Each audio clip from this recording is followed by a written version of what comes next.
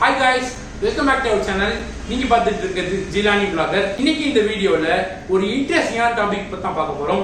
உங்களுக்கும் மாலி ஃபிஷ் பிடிக்கும் அப்படினா உங்களுக்காக தான் இந்த மாலி ஃபிஷ் பிரீடிங் வீடியோ. சோ இந்த வீடியோவை நம்ம பார்ட்டா கொண்டு போக போறோம். இந்த எல்லா பார்ட்டுமே ஜிலான் vloggerோட வீடியோ பிளேலிஸ்ட்ல வந்து இருக்கும். இதெல்லாம் ஒரு பிரீடிங் ஆடா ஆல்ரெடி 1000 வீடியோஸ் யூடியூப்ல இருக்கு அப்படின்னு நினைச்சீங்க அப்படின்னா நானும் உங்க கூட சேர்ந்து தான் இதை ஆரம்பிக்கிறேன். ஃபர்ஸ்ட் மாலி ஃபிஷ் மேல் ஃபீமேல் ஐடென்டிஃபிகேஷன், அடுத்து எந்த ரேஷியோல ப்ரீட் பண்ண போறோம், அதுக்கப்புறம் எப்படி ப்ரீடிங் டப் நான் செட் பண்ண போறேன் அதை நம்ம பார்க்கலாம்.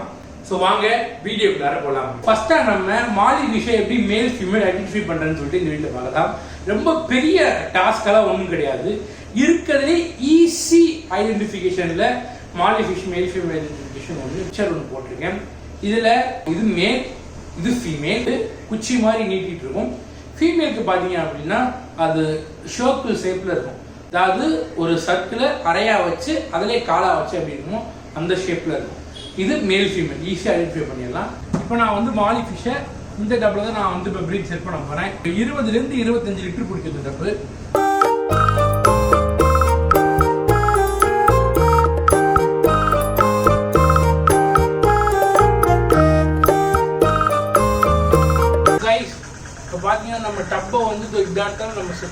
கைஸ் அதே மாதிரி நம்ம டப் செட் பண்ற இடம் வந்து ஆள் நடமாட்டம் அதிகமா இல்லாத இடத்துல டப் செட் பண்ணுங்க. அப்பதான் ப்ரீடிங் ரிசல்ட் இன்னும் கொஞ்சம் சக்சஸ்ஃபுல்லா வரும். ஏன்னா ஆள் அடிக்கடி நடக்கிற இடத்துல செட் பண்ணீங்க அப்படின்னா சரியா ப்ரீட் ஆகாம போக நிறைய வாய்ப்பு இருக்கு. அதனால அது என்னன்னு கொஞ்சம் பார்த்துக்கோங்க. தண்ணி ஃபில் பண்ணி முடிச்சோடனே நம்மளோட ப்ரீடிங் டேங்க்ல நான் கல்லுப்பு ஆட் பண்றேன். நிறைய பேர் ராக் சால்ட், ஹிமாலயன் சால்ட்லாம் போடுவாங்க. அதெல்லாம் தேவையே கிடையாது. நம்ம கடைகள்லாம் கிடைக்கிற அந்த 15 ரூபா பாக்கெட் கல்லுப்பே நம்ம மீன்களுக்கு ரொம்ப நல்லது. தண்ணியில உப்பு போட்டோம் அப்படின்னா மீனோட ஆக்சிஜன் லெவல் நிறைய இம்ப்ரூவ் ஆகும். அதுக்கப்புறம் நான் ஒரு மக் எடுத்துக்கிறேன். அந்த மக்கில் நம்ம ஊற்றி வச்சிருந்த தண்ணியை கொஞ்சம் எடுத்துக்கிறேன். என்ன காரணம் அப்படின்னா அதில் வந்து நான் ஃபங்கல் இன்ஃபெக்ஷன் மெடிசன் வந்து ஆட் பண்ண போகிறேன். இந்த சீசனில் ரொம்ப அதிகமாக மழை பெய்யறதுனால தான் நான் ஃபங்கல் இன்ஃபெக்ஷன் மெடிசன் ஆட் பண்ணுறேன். நிறைய பேர் சொல்லுவாங்க நோய் வந்தால் மட்டும் மெடிசின்ஸ் ஆட் பண்ணுங்கன்னு சொல்லிட்டு. நீங்கள் வருமுன் காக்கிறது பிரச்சனையே கிடையாது. நான் பண்ணுற மெத்தடில் நீங்கள் பண்ணியாச்சு அப்படின்னா உங்கள் மீன்களுக்கு நோயே வராது. நிறைய பேர் வருமுன் காக்கிறது தப்புண்டுவாங்க. அப்படின்னா எதுவுமே கிடையாது. வந்தக்கப்புறம் மீன் செத்து போச்சுன்னா அது அவஸ்தை நமக்கு தான் தெரியும். அதனால் வருமுன் காக்கதே ரொம்ப சிறந்தது. அதுக்கப்புறம் நான் டெக்கரேஷனுக்கு பெரிய பெரிய பாலிஸ்டிக் ஸ்டோன்ஸும் ஒரு டீ கனெக்டரும் எடுத்து வச்சுருக்கேன். இது வந்து ஹைடிங் ஸ்பாட்ஸுக்கு. இன்னொரு முக்கியமான விஷயம், என்னோட ப்ரீடிங் டேங்க் செட்டப்பில் நான் ஃபாக்ஸ் டெயில், ஹைட்ரிலா போன்ற எந்த லைவ் பிளான்ஸை யூஸ் பண்ணல. 2 காரணத்தினால யூஸ் பண்ணல. ஒன்று அது எனக்கு கிடைக்கல, இன்னொன்று அது போட்டுச்சு அப்படின்னா தண்ணி வேகமாகவே அழுக்காயிருது. அதனால தான் நான் ஹைடிங் ஸ்பாட்ஸ் கொடுத்துருக்கேன். ஆனால் இந்த ப்ரீடிங் ஸ்டார்ட் ஆகி 3வது இல்லை 4வது நாளோட எண்டில் கண்டிப்பாக நான் ஃபாக்ஸ் டெயில் போட்டுருவேன்.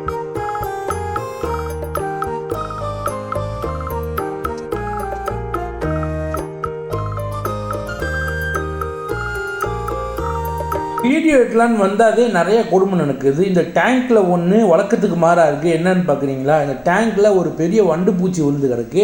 இவ்வளோ தூரம் க்ளோஸ் பண்ணி வச்சும் வண்டு இதுக்குள்ளே விழுந்துருக்குன்னா நான் என்ன சொல்ல அந்த வண்டை?